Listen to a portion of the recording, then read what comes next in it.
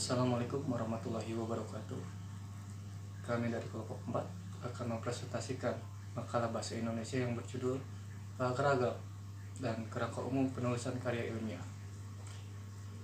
Perkenalkan, yang pertama saya Diki Hidayat sebagai moderator. Yang kedua Yonatan Abednego. Yang ketiga Mimbar Muhammad Ibrahim. Yang keempat Ferry Novan Azhari. Yang kelima Andika Hasanuddin Effendi. Yang keenam Sandy Ramadan Pratama. Yang ketujuh Ahmad Jukaisi Bektianto. Dan yang terakhir, yang kedelapan, Windy Rismawati. Mari kita langsung ke pembahasan. Assalamualaikum warahmatullahi wabarakatuh. Saya Mimbar Maulana Ibrahim dari kelompok 4.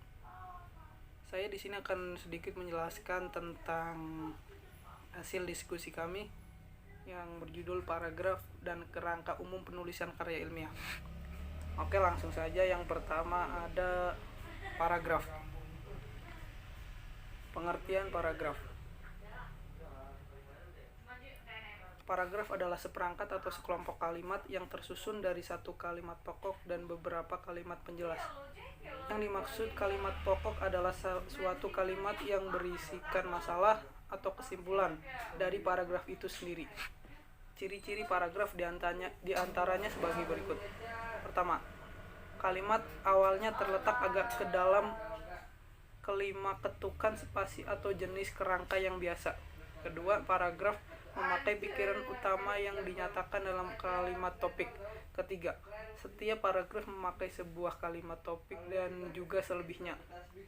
Keempat, paragraf memakai pikiran penjelas yang dinyatakan dalam kalimat penjelas.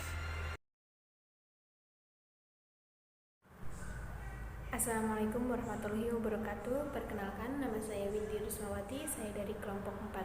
Di sini saya akan sedikit menjelaskan mengenai fungsi dari suatu paragraf.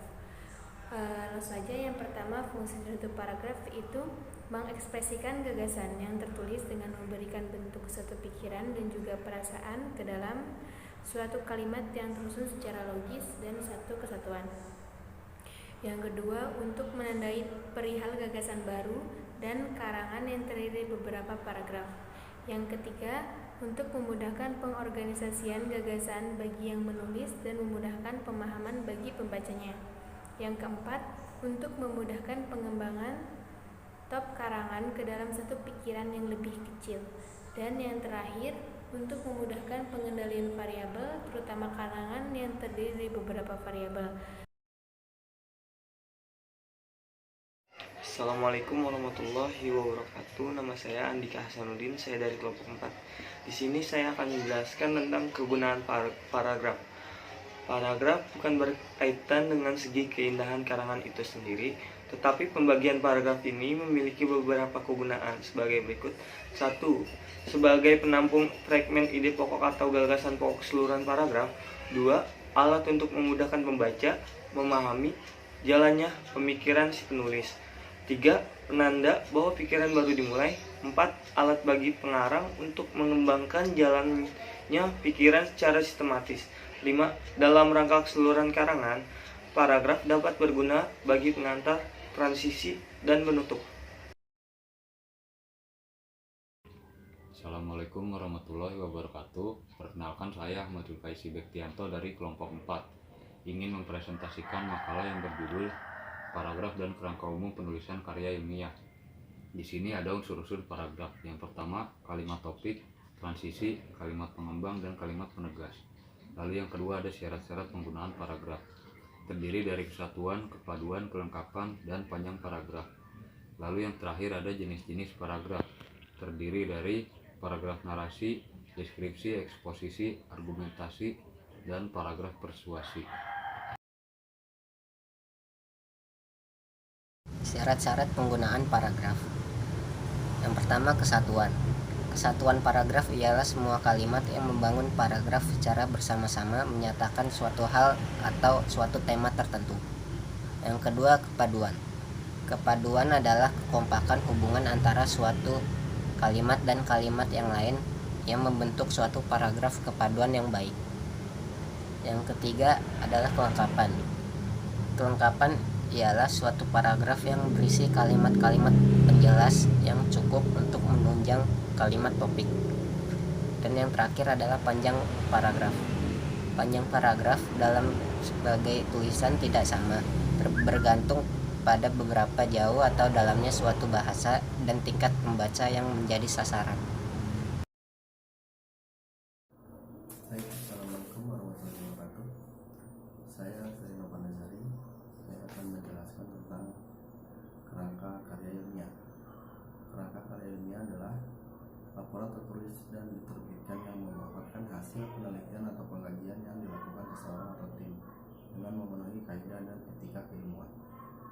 Adapun manfaat penyusunan karya ilmiah bagi penulis: 1. Melatih dan mengembangkan keterampilan membaca yang efektif. 2. Mengembangkan hasil bacaan dari berbagai sumber. 3. Mengenalkan dengan kegiatan kepustakaan. 4. Meningkatkan pengorganisasian data secara jelas dan sistematis. 5. Memperoleh kepuasan intelektual. 6. Memperluas pengetahuan. Dan terakhir, sebagai acuan untuk penelitian selanjutnya.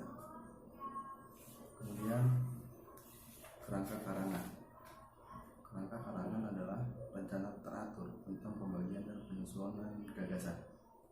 Adapun manfaatnya adalah: pertama, kerangka karangan akan mempermudah pengarang dan dapat mencegah pengarang mengolah suatu ide sampai 2 kali atau lebih. 2. Membantu pengarang mengatur atau menempatkan 3 klimaks yang berbeda-beda dalam karangannya. 4. Kerangka karangan merupakan miniatur dari keseluruhan karangan.